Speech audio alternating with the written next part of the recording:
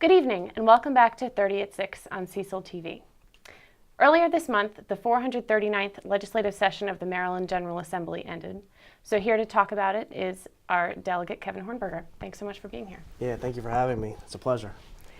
So 2019 was a busy year for the Maryland General Assembly. Very much so, yep. Among bills that passed were Fight for 15, the Prescription Drug Affordability Board, the ban on foam cups and containers, and of course we had the passing of the longest-serving Speaker of the House, Michael Bush. That's correct. What is your take on how session went this year? It was a very tumultuous session, and the passing of the Speaker, no one really expected that, and it happened right before sine die, so that just added a whole other layer of challenge. Right. And everyone was grieving and at the same time trying to get work done. I will say that some of the initiatives that did pass, we resisted, one of which being the styrofoam ban, of course, and the Fight for 15. However, we were able to get many amendments on that to sort of water it down and delay the implementation. Okay. So there were some successes buried in those sort of initiatives that came from Central Maryland. Yep. What areas do you feel you made progress in this year? I think that we were able to get, amongst all that chaos, we were able to get a lot done for Cecil County. As you know, we have a really strong delegation, and we had 4 bills that the county had requested, and we were able to get all those passed unanimously out of both houses. And what were those? So just a quick rundown, we had our first bill was about expanding broadband. So it created new taxing districts and built upon existing code. And this is going to help push out 5G to some of these more rural areas. It allows people to opt in and create their own district. The county can front load the money, and then the ratepayers can pay that back over time to spread out some of those costs. Another bill that I'm extremely proud about is our Sunday hunting bill. And before this bill was passed, Cecil County had one of the most restrictive Sunday hunting in the state. Oh, I didn't know that. Yes. So with the work of the efforts of the delegation as well as the county council, we now have the most expansive Sunday hunting rights in the state. So what changed? So this will add every Sunday that is in a week that's during deer season or turkey season, which includes spring and fall. You can now hunt on Sundays. Okay. On both public and private property, so that's huge. It also reduced the distance away from a building that an archer can shoot and hunt deer, which is a real game changer because we have deer now that are getting closer and closer to houses in rural areas, and this will be another tool that someone can use to go hunting.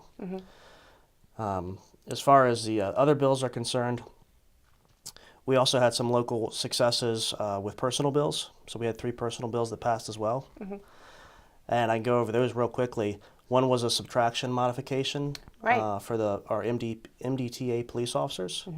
So if the viewers at home are familiar, if you've ever gone across the 40 or 95 bridge, MTA oversees those from law enforcement. So as long as they reside in Cecil County, they can now get a subtraction modification on their taxes. Right, so that brings them in line with other law enforcement officers in the county. And, that's correct. And what does that mean exactly for them? So that means that they can reduce their taxable income, so they can get more money back on their taxes from the state. Okay. So that's a real big, and that's going to incentivize officers to locate here locally. The next bill has to do with who can run a medical director facility. Right. So as you know, Cecil County, we're having huge issues with the substance abuse. Right. Our overdose rates continue to rise, and even though our deaths are going down, our overdoses are still going up because of the use of Narcan. And what this bill does is it allows a regional medical director, before it had to be someone who was a licensed psychiatric doctor. Right. Okay.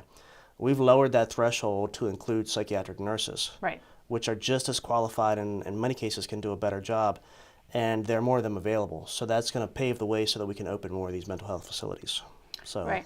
And makes sense because nurse practitioners can do a lot of what doctors do anyway. They can also prescribe meds. They can oversee the facility. So those are all really big things for Cecil County, and I'm very excited that they passed. Right. One of the other bills, we could talk about Fair Hill a little bit. That's pretty exciting. Yeah, we should. Yes, so Fair Hill, as you know, we're looking at starting a 4 and then eventually a 5-star event there. And this is going to be probably one of the biggest things that ever happens in Cecil. I think last time I was on the show, I actually spoke about it. Yeah, you did. And very passionate about this. We're going to have our annual race coming up in May 25th, that we have every year. And after that race is completed, We already have contracts in hand and funding in place so that they can go right to work redoing all the turf and irrigation for the main race field. Great. Yeah, so that should be done hopefully by the following year. And then 2020, 2021, we'll start having the 4- and 5-star events. Cool. Wow, things are really moving along. Yes. It seemed when that stuff was first approved, it seemed like it would be so long, but No, we're fast tracking it. Governor Larry Hogan absolutely loves this idea and loves Cecil County, and he put a tremendous amount of funding in there to improve the stables, the grounds, all the engineering drawings, the turf field, et cetera, in this year's budget, and I'm glad to report that it all passed. right. That's exciting stuff. So, yeah, a lot happened in the Fair Hill area. We actually got funding as well for the Beehive. Right. Yeah. So that's restoration, continued restoration. So I'm sure you'll be involved with those things throughout the year. What else will you be working on? So during the interim, we're having a lot of meetings with different stakeholders and businesses to try to come up with legislation for next session. One of the bills that I worked on that didn't pass, but we're looking good for next year, deals with restructuring how electricians get licensed. Right. So Maryland is one of the only states on the eastern seaboard that doesn't have a journeyman's license statewide or an apprentice.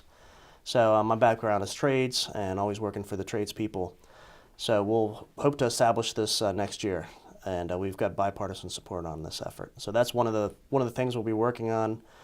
Also, coming up on Wednesday, 2 days from now, the session's not technically over. We will reconvene and elect a new speaker to replace Michael Bush. Right. So what can we expect from that, do you think?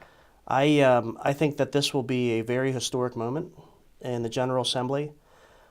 This will be the first time where we have someone who the chances of winning it are not going to be a white male.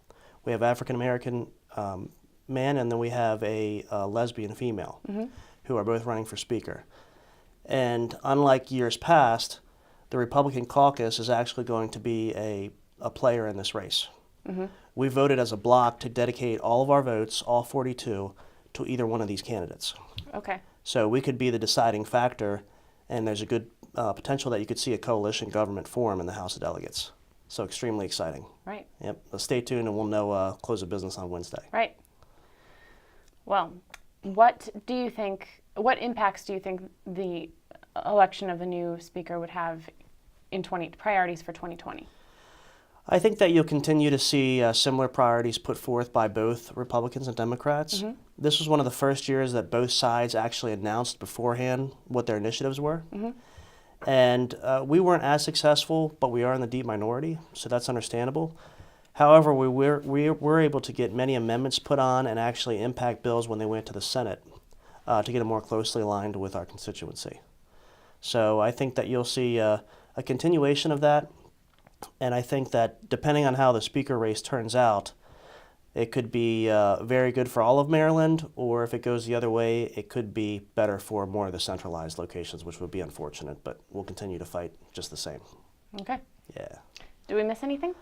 Oh, we missed so much, but I can't remember it all. And well, we'll have to have you back. Exactly. I want the viewers to have something for next time. So thanks again for having me. Delegate Kevin Hornberger, thank you so much. Always a pleasure. Thanks.